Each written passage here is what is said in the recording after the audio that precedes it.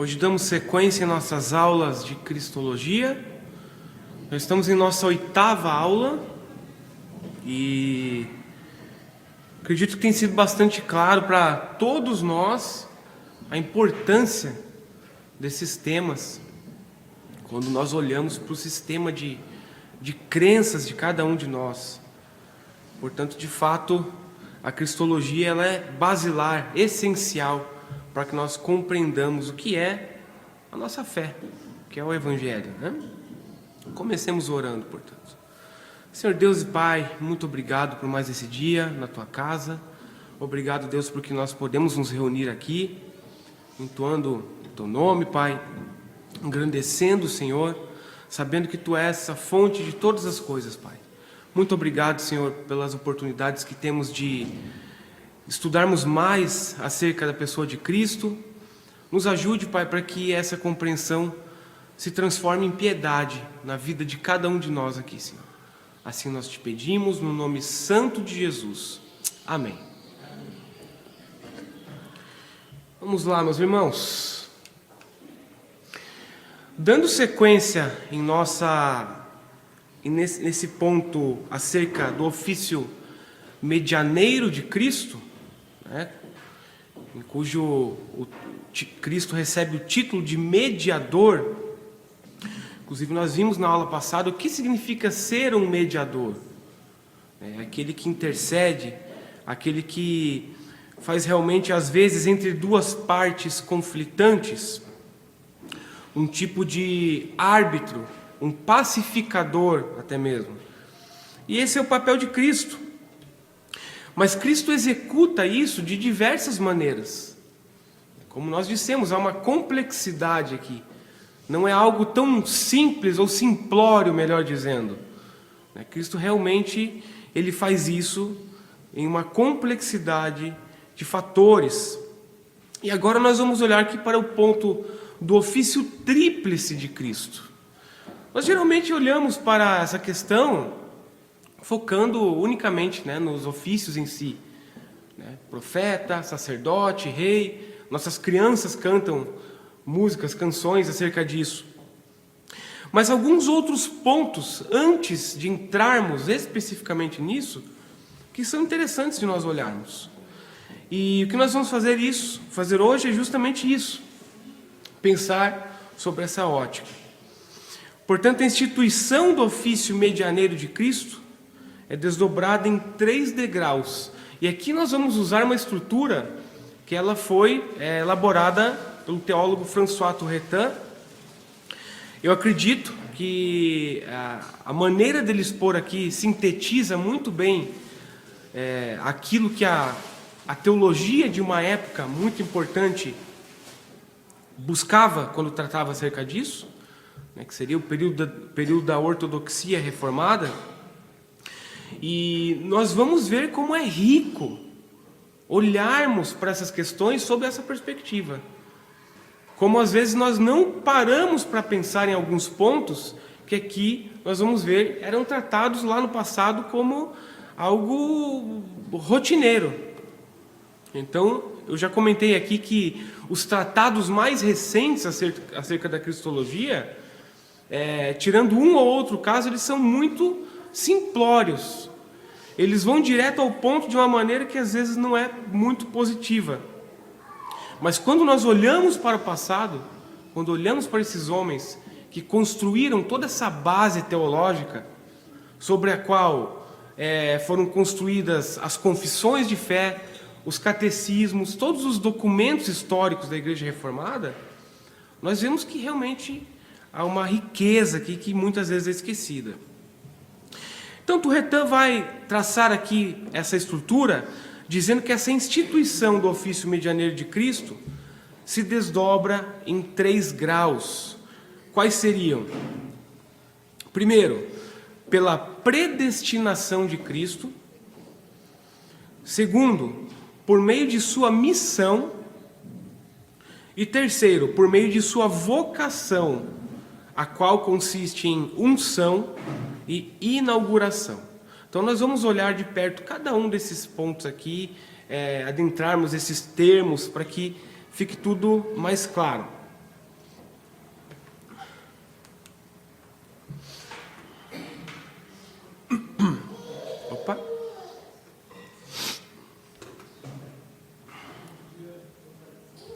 segundo, meus irmãos. Então, ele começa dizendo o seguinte, tratando especificamente deste ponto da predestinação de Cristo, né? E aqui já é curioso pensarmos nessa frase, nessa sentença. O fato de que Cristo foi predestinado em sua missão. E ele diz assim, o primeiro grau está na predestinação eterna de um mediador, pela qual Deus escolheu e designou seu próprio Filho como mediador, com o fim de reconciliar consigo mesmo os eleitos e realizar a obra de salvação. Algumas referências interessantes aqui, eu vou pedir que os irmãos abram para que nós possamos fazer a leitura. Primeiro, 1 Pedro 1,20. Quem achou pode ler, peço. Conhecido com efeito antes da fundação do mundo, porém manifestado no fim dos tempos por amor de vós. Amém. Obrigado, meu irmão. Atos 2:23.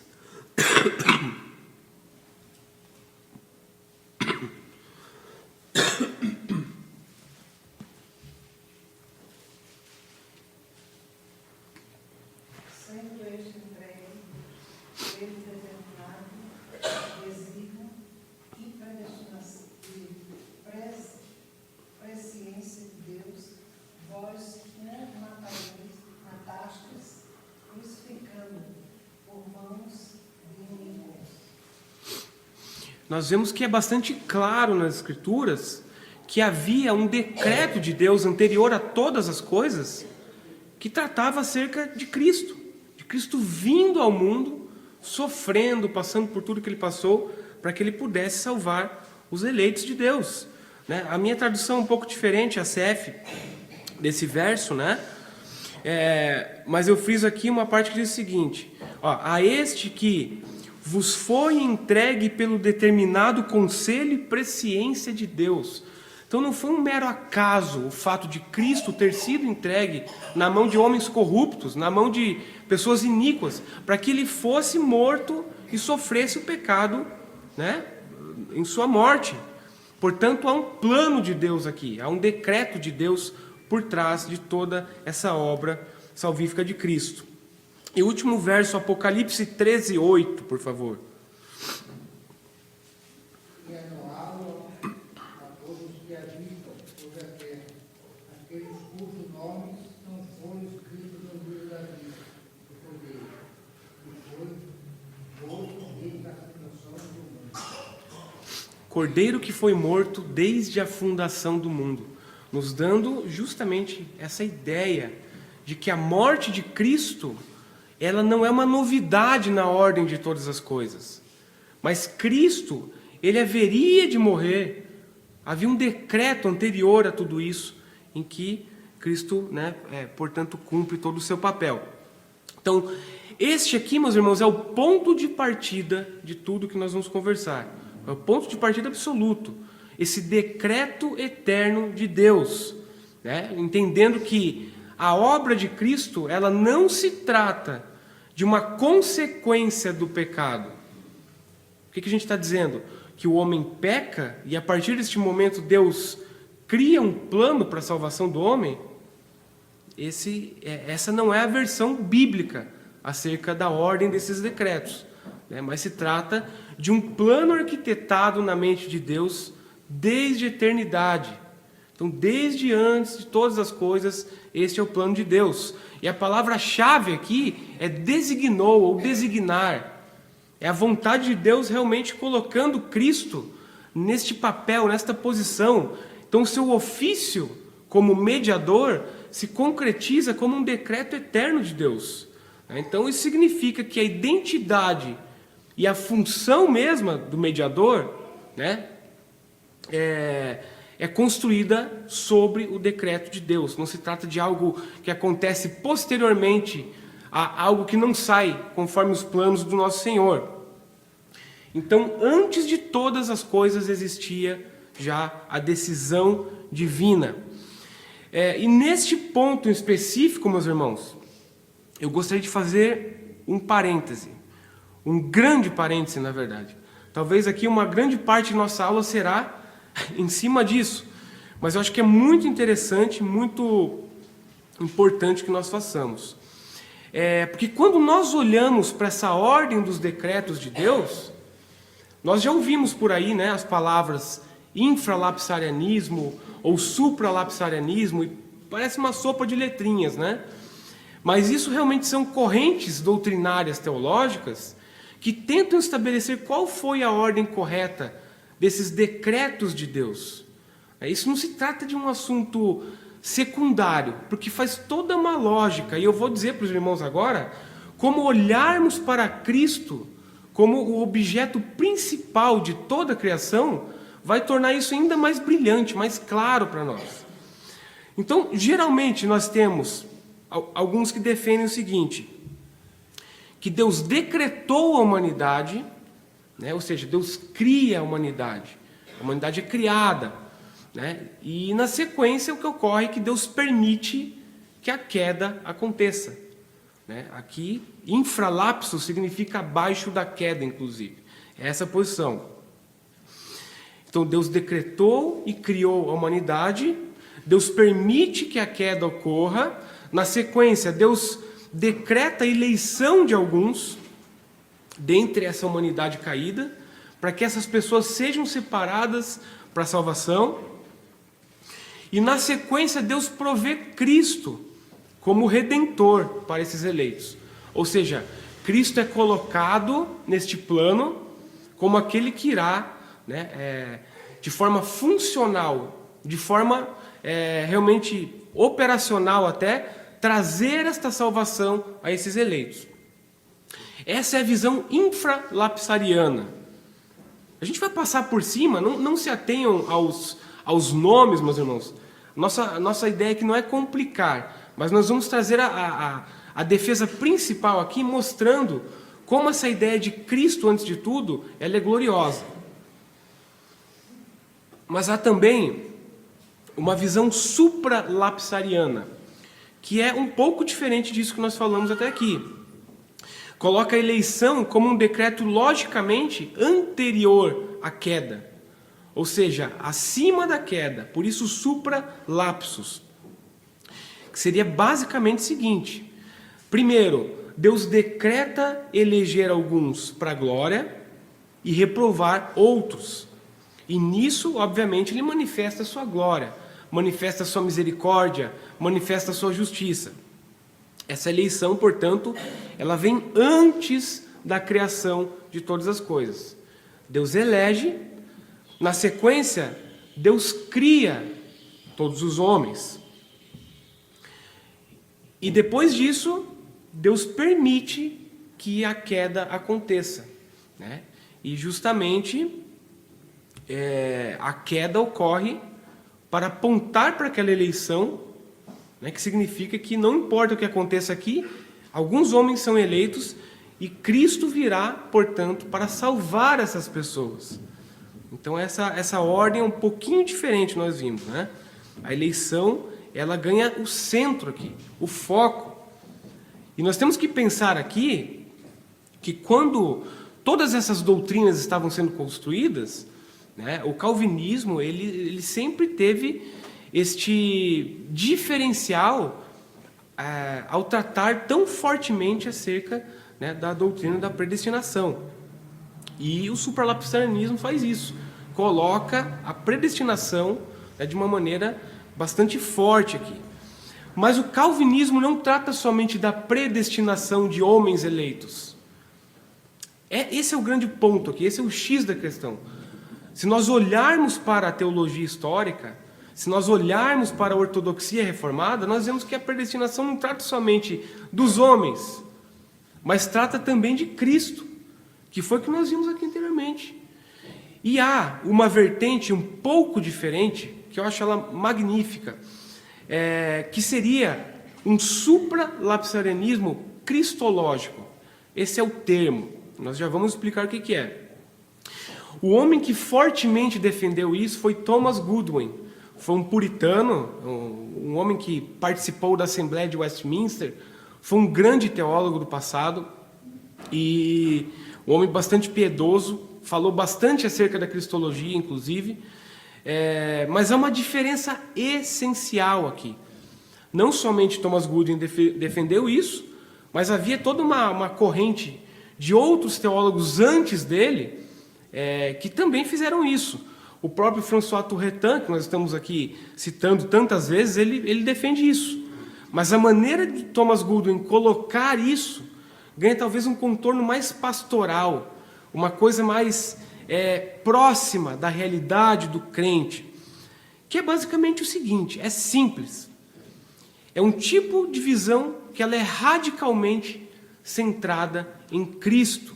Se nós compreendemos pelas Escrituras que Cristo foi predestinado para a sua missão, para seu ofício como mediador, nós olhamos para a ordem de todos esses decretos de Deus e nós não colocamos Cristo lá na frente, após a eleição da humanidade, após a queda do homem, após todas essas coisas acontecendo.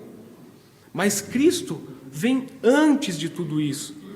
Portanto, o decreto primordial de Deus é para a sua própria glória, na pessoa de Cristo, do Deus homem. Cristo, antes de todas as coisas, sendo predestinado para ser o cabeça da igreja. Não os homens sendo predestinados e depois surge Cristo na história desses decretos. Mas é Cristo que surge antes, né? E na sequência, nós temos um povo eleito, né? E há todo um sentido diferente aqui. Quando olhamos para Cristo sendo o objeto de todas as coisas, o objetivo final, supremo de Deus na criação de tudo. Então não há nada próximo disso nessas visões acerca das ordens dos decretos de Deus, do que pensarmos que Cristo, sendo predestinado para a salvação dos homens e para a sua própria glória, vem antes de tudo isso. Então, na sequência, Deus decreta eleger um povo nele para formar o seu corpo. Depois disso, Deus decreta a criação do mundo e a criação da humanidade. Após isso, Deus permite a queda.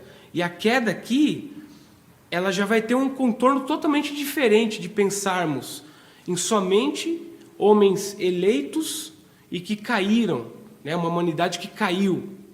Mas aqui, quando a humanidade cai, tudo isso se torna palco para que, de fato, a glória de Cristo, a glória redentora e o senhorio de Cristo possa brilhar sobre o seu povo de uma forma muito mais plena, né? Então, Cristo não apenas é o meio da salvação dos eleitos. Ele e a sua glória são o próprio fim de todos os decretos. E Thomas Goodwin vai expandir tudo isso, fazendo uma construção teológica incrível. Até indico para os irmãos, eu ia trazer o livro aqui, acabei deixando em casa que é muito pesado. É o Teologia Puritana, do Joel Bick, um livro desse tamanho, assim, dessa grossura, em que um capítulo é dedicado somente a essa doutrina do supralapsarianismo cristológico de Thomas Goodwin. É muito interessante, é muito enriquecedor pensarmos por essa perspectiva.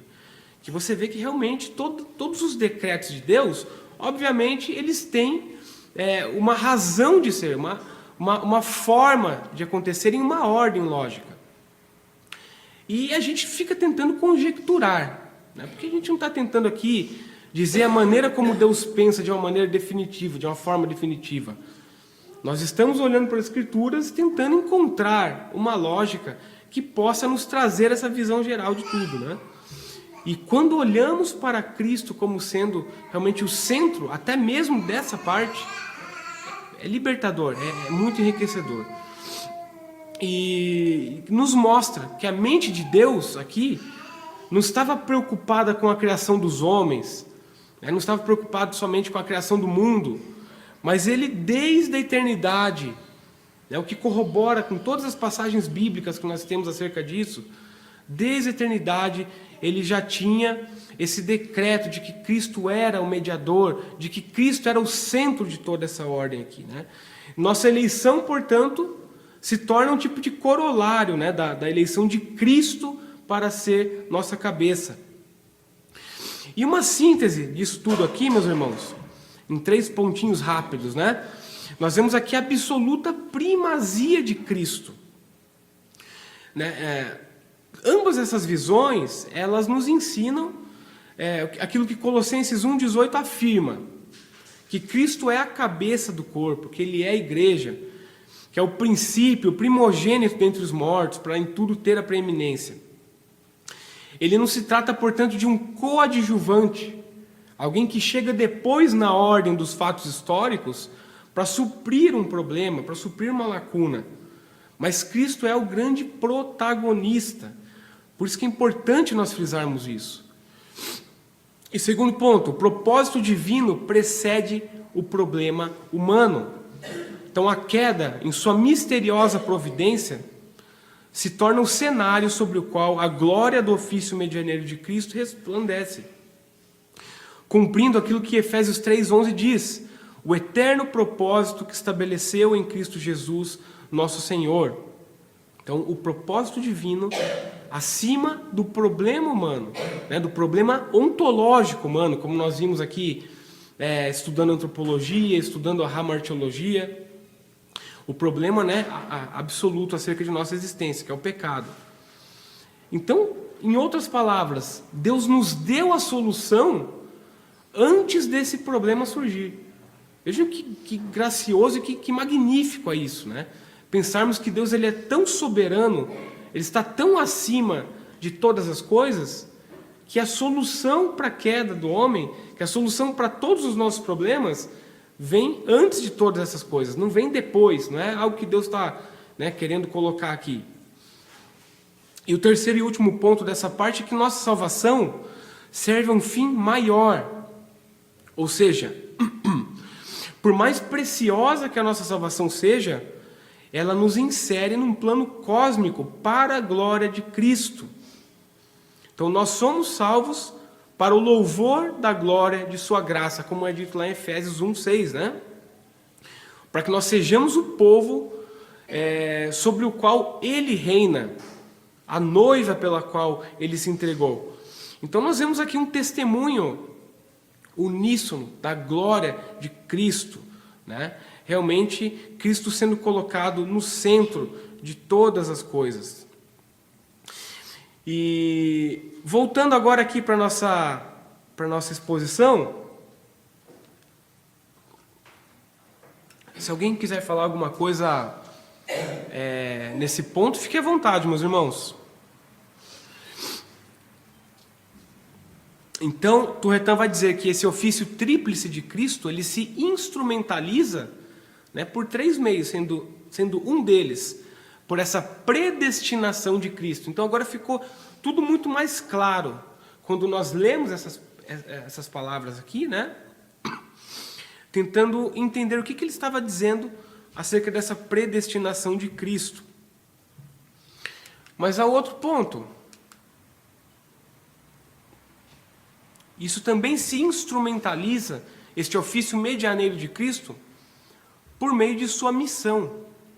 E ele vai dizer o seguinte: o segundo grau em sua missão, pela qual, segundo o decreto eterno de predestinação, ele foi não só prometido sob o Antigo Testamento, predito em várias profecias, prefigurado por tipos e exibido como o mediador da igreja, mas na plenitude dos tempos foi enviado ao mundo e tomou sobre si nossa natureza, para que nela realizasse a obra que lhe fora requerida, cuja missão é mencionada no Evangelho com a máxima frequência, não por uma mudança de lugar, como se viesse para onde não se achava antes, mas por uma manifestação extraordinária de sua presença na carne, na qual ele visivelmente apareceu e operou.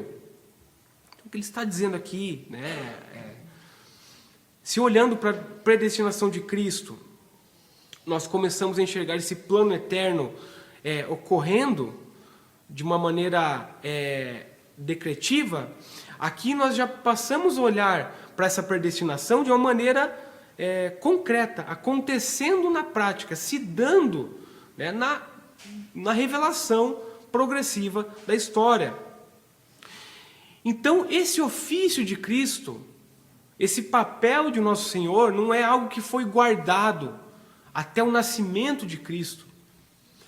Nós não ficamos sabendo acerca disso no momento em que Cristo nasce, mas há uma grande expectativa pelo nascimento de Cristo, porque o Antigo Testamento já havia falado acerca dele, já havia apontado para um Salvador, já havia predito acerca de um mediador. Inúmeras figuras, tipologias do Antigo Testamento, nós já vimos um pouco sobre isso, apontam diretamente para Cristo. O que nos faz ter esta perspectiva de que todas as coisas nas Escrituras apontam para Ele. O Antigo Testamento não é um tipo de conjunto de livros isolados das Escrituras, em que Deus era um pouco diferente, ou que talvez a dispensação era tão contrária àquilo que nós vemos no Novo Testamento, que nós podemos deixar de lado.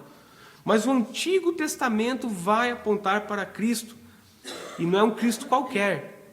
É este Cristo que recebe sobre si este ofício de mediador, né, em suas várias funções, como nós veremos, e tudo isso para a glória de Deus, para a sua própria glória, né, conforme as coisas vão se cumprindo.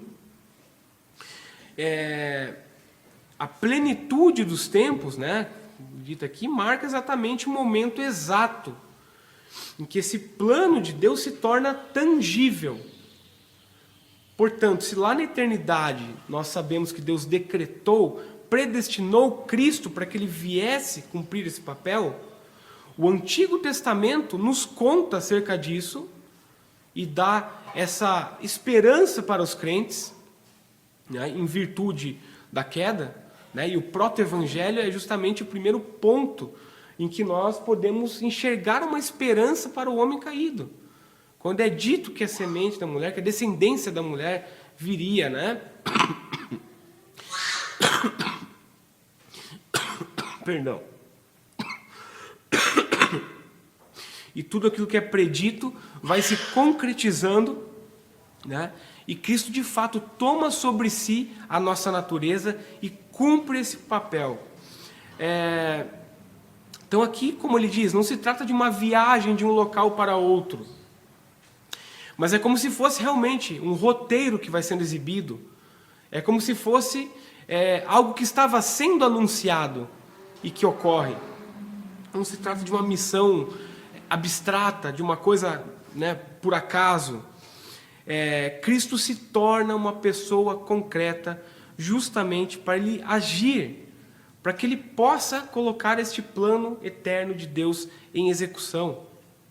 E assim ele o faz.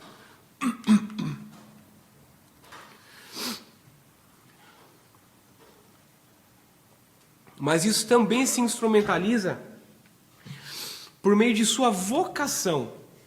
Porque se Cristo está predestinado, se Cristo tem uma missão, e essa missão é predita, nos é mostrada ao longo do Antigo Testamento, e Cristo de fato vem, há uma vocação por trás disso. E essa vocação, Torretan defende, consiste em unção e inauguração, que nós veremos o que se trata. Ele diz assim: o terceiro grau consiste em sua vocação, pela qual foi consagrado para assumir aquele ofício referido em Isaías 42:6, cujo qual diz assim: eu, o Senhor, te chamei em justiça. Conforme também Salmo 110:4 e o próprio Cristo em João 10:36. Vamos abrir esse texto, meus irmãos? Salmo 110:4 e João 10:36. Quem achou, se puder ler, por favor.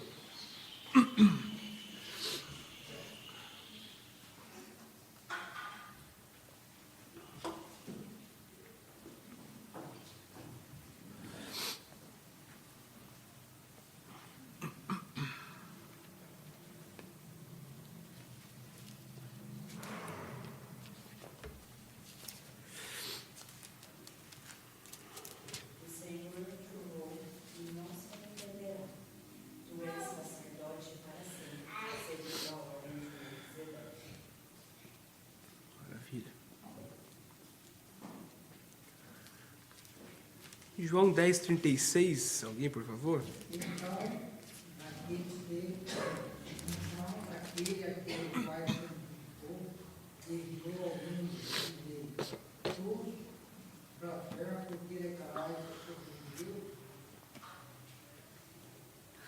Amém. Então nós vemos que realmente Cristo foi consagrado para assumir esse ofício, né? E enviado para tal. Seguindo, ele diz: ora, esta vocação abrange duas partes, unção e inauguração. A unção, da qual se originaram os nomes Messias e Cristo, o que à guisa de iminência era peculiar ao nosso Redentor, ainda que também outros sejam chamados impropriamente ungidos e cristos, por razão de seu ofício profético ou sacerdotal ou real, isso denota duas coisas. Primeiro, consagração ao ofício, o qual pertence à pessoa de Cristo, inclusive em conformidade com sua natureza divina, pela qual ele foi realmente consagrado para o ofício de mediador, geralmente designado na Escritura pela palavra santificação. Vamos abrir Salmos 2,6 e João 10,36 acabamos de ler, né? Mas Salmo 2,6, por favor.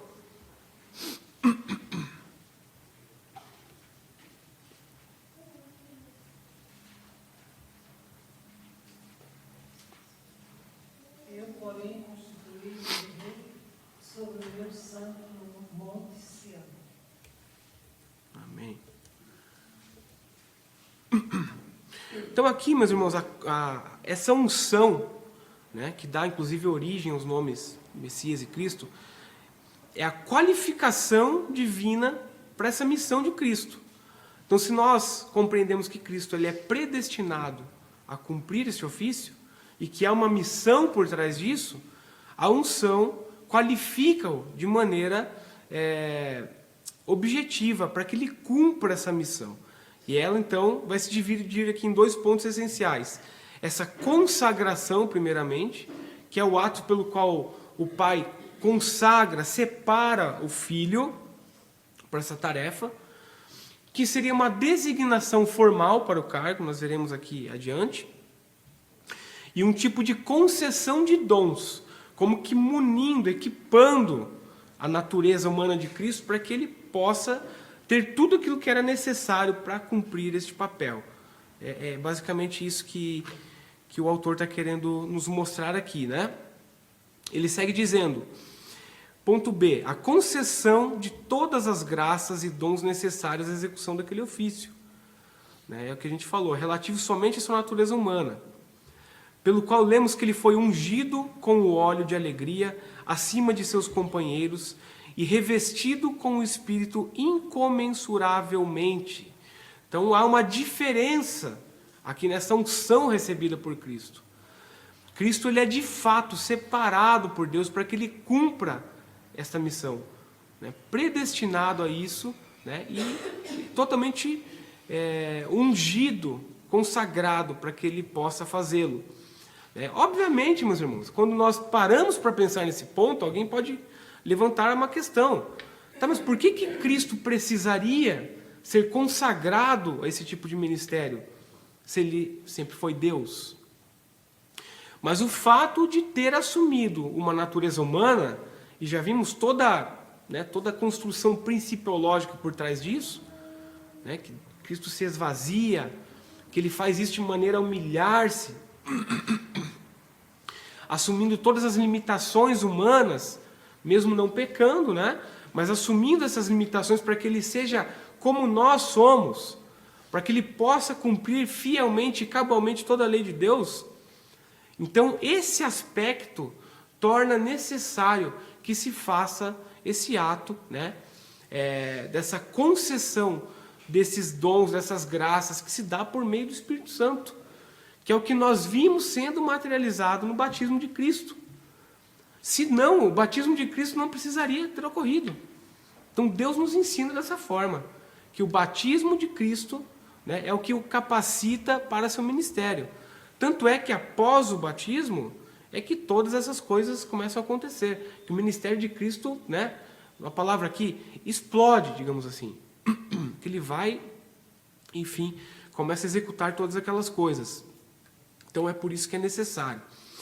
Vamos ver esses textos aqui, irmãos? Salmos 45, 7. Por gentileza, se alguém puder ler. Também Isaías 61, 1 e 2, na verdade. Isaías 61, 1 e 2.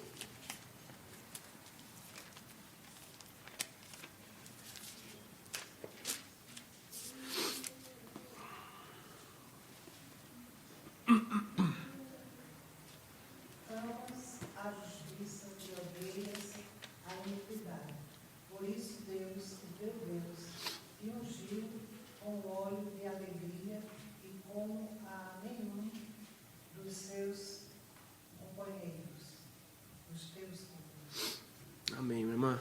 Então, nós vemos que, como o autor bem diz, né? Há uma diferença nessa unção dada a Cristo. Isaías 61 e 2, por favor. O Espírito do Senhor Deus está sobre mim, porque o Senhor me ungiu para pregar boas novas aos quebrantados, enviou-me a curar os quebrantados de coração, a proclamar libertação aos cativos e a pôr em iniquidade os algemados, Amém. a apregoar o ano aceitável do Senhor e o dia da vingança do nosso Deus, para consolar todos os que choram. Obrigado, meu irmão. Então, mais uma vez, meus irmãos, a missão de Cristo, ela é ímpar. Ela não poderia ter sido executada por nenhum outro homem. Nós já falamos isso em outras aulas, né? Mas a suma é essa. Né? Aquilo que Cristo veio para fazer, nenhum outro poderia. Né? Talvez alguém pudesse morrer por si mesmo. Mas como que nós teríamos um tipo de advogado junto a Deus? Esse ofício medianeiro, né, ele justamente apresenta isso. Né, uma multiplicidade aqui de funções que Cristo opera de maneira concomitante. Então ele vai intermediar nossa relação junto a Deus, ele é também o nosso consolador, ele é o nosso exemplo máximo, né? Ou seja, eticamente, Cristo é tudo que nós precisamos. Compreendendo que Ele cumpriu a lei. Ele faz a lei ganhar sentido. Né? Então ninguém poderia fazer isso a não ser o próprio Deus, o próprio Cristo. Né? Vamos adiante, meus irmãos.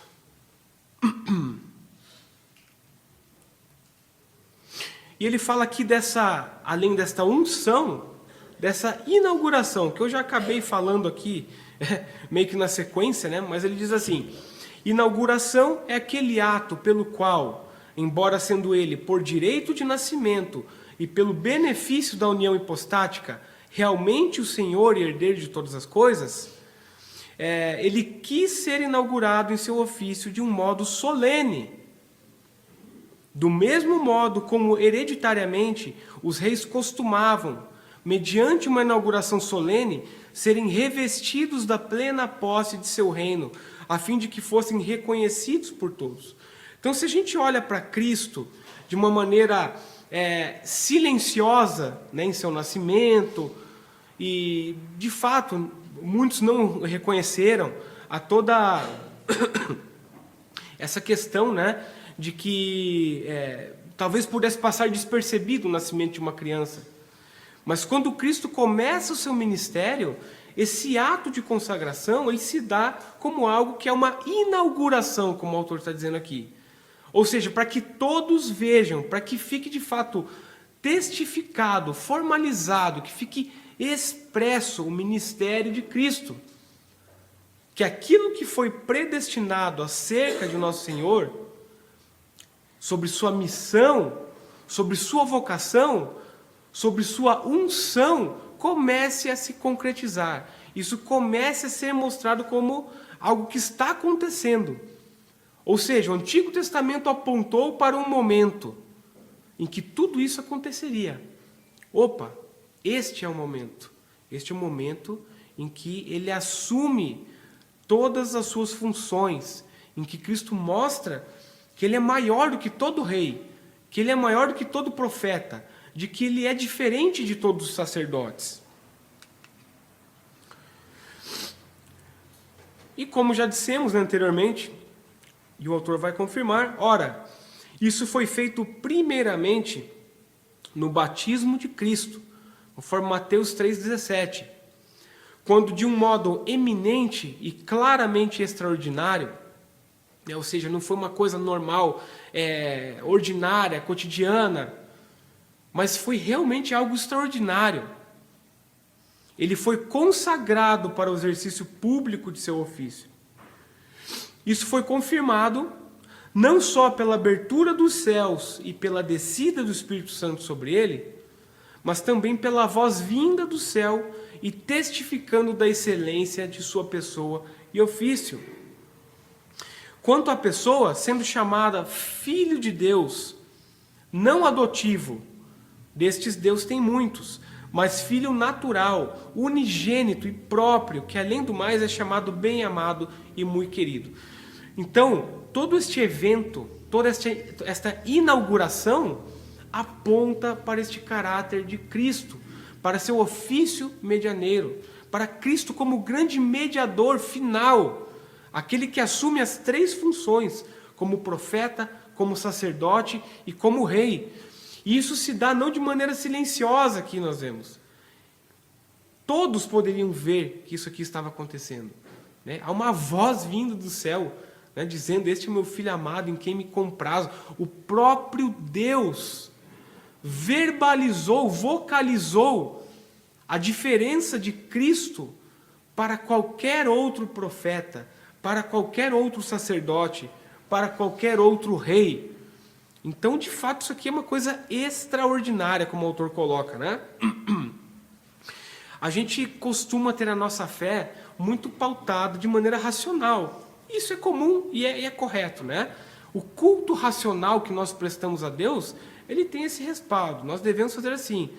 Mas olhando para as Escrituras, há certos eventos extraordinários em que realmente a gente tem que tentar parar para pensar e desenhar isso na nossa mente. Usar mesmo esse nosso lado da imaginação para que possamos enxergar a magnitude desses eventos. Né? Esse é um evento crasso, em que nós precisamos olhar para o batismo de Cristo não como o batismo que nós fazemos, que nós entendemos que há verdadeiramente, né, um aspecto espiritual muito especial, e para nós isso também é carregado de significado. Mas o batismo de Cristo é algo extraordinário. A partir deste ponto, a humanidade, a história da humanidade não seria mais a mesma, porque ele estava caminhando entre nós. Ele inicia seu ministério ali, e é um ministério perfeito. Todos aqueles homens do passado, piedosos, mas falhos, que se santificavam, mas que caíam, tudo isso agora é suprido por nosso Deus, que encarnou, que se tornou servo e começa agora o seu ministério magnífico aqui na terra. E o autor segue dizendo, quanto ao seu ofício, já que lemos que o Pai teve nele todo o prazer, ou seja, o Pai não só aquece inteiramente a Cristo e evidentemente se deleita nele, mas também nele e em virtude dele, Deus se agrada de nós e lhe somos aceitáveis. Vejamos Efésios 1,6, por favor, irmãos. Quem achou pode ler.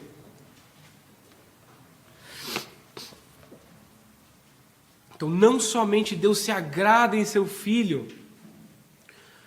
mas Cristo cumpre o seu papel como mediador, nos trazendo para perto de seu Pai.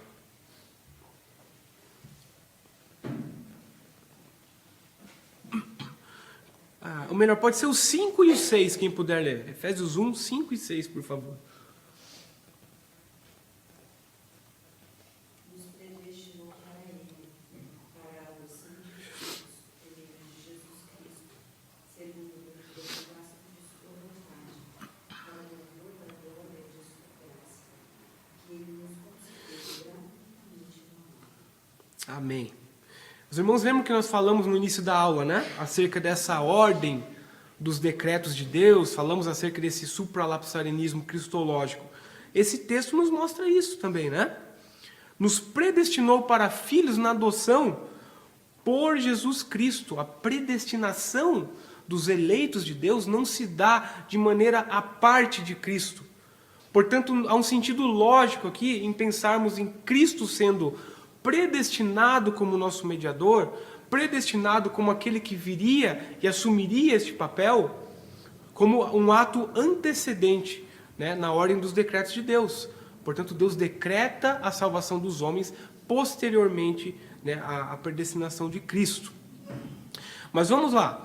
O autor diz o seguinte: além do mais, a excelência daquele ofício é claramente demonstrada nisto.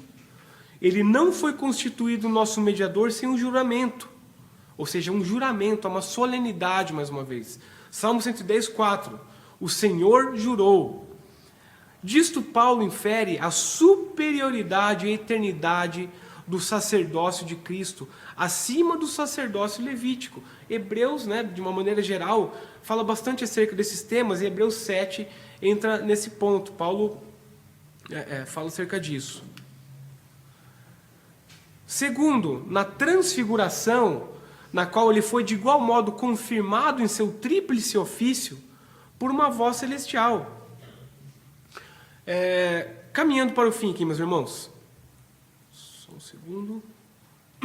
Terceiro, a inauguração foi completada após a sua ressurreição e exaltação, quando foi feito Senhor e Cristo, conforme Atos 2,36. Ou seja, Cristo, ele é concebido, Cristo nasce, Cristo cresce, até o ponto em que ele é batizado, né? E este momento começa o seu ministério, de maneira totalmente diferente de tudo, né, que o povo de Deus já havia visto.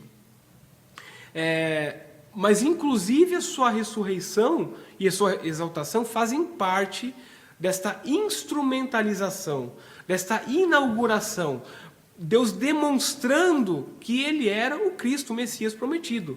Não somente em seu nascimento, não somente em sua morte, mas também em sua ressurreição.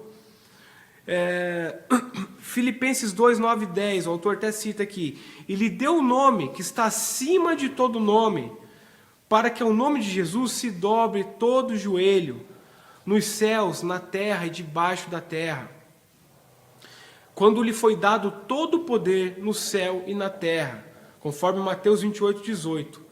E quando ele se assentou à destra da majestade nas alturas. Hebreus 1, 3. Ou seja, o ofício de Cristo, ele se concretiza não somente, né, em sua vinda para o mundo, tornando-se homem, vivendo entre nós, executando plenamente o seu ministério, mas também em sua morte e sua ressurreição. Porque nós vemos que ele é, de fato, aquele que cumpre fielmente, de maneira eterna, os três ofícios, ou as três funções do ofício, né? O ofício profético, o ofício sacerdotal e o ofício como majestade, como rei eterno. Ele assume a sua posição após a sua morte. Por isso que um homem somente não poderia fazer isso. Mais uma vez, um homem qualquer não poderia morrer e ressuscitar. Mas o homem Deus faz dessa forma. Ele morre e ele ressuscita para demonstrar, para comprovar, para que por meio disso seja claro, que fique claro, que reste claro que aquele Messias prometido é o Cristo. Ele é o nosso Senhor e ele tem todos os poderes de maneira plena para que ele faça isso de maneira eterna. Então, esses aqui são os pontos, né, acerca deste ofício tríplice de Cristo, quando nós pensamos em sua instituição. Seriam 3 graus, né, como nós vimos. A predestinação de Cristo, a sua missão e essa vocação de Cristo, que consiste em sua unção, em sua inauguração diante dos homens, diante de toda a existência humana, né, para que fique claro que ele é o Cristo. Acho que é isso, irmãos. Não temos mais tempo por hoje. Alguém gostaria de levantar algum ponto, de acrescentar algo, de perguntar? Por favor, fiquem à vontade.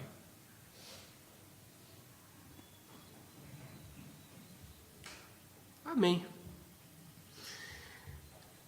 Então finalizamos. Pedir para a nossa irmã Deise, pode fazer uma oração, Deise, por favor?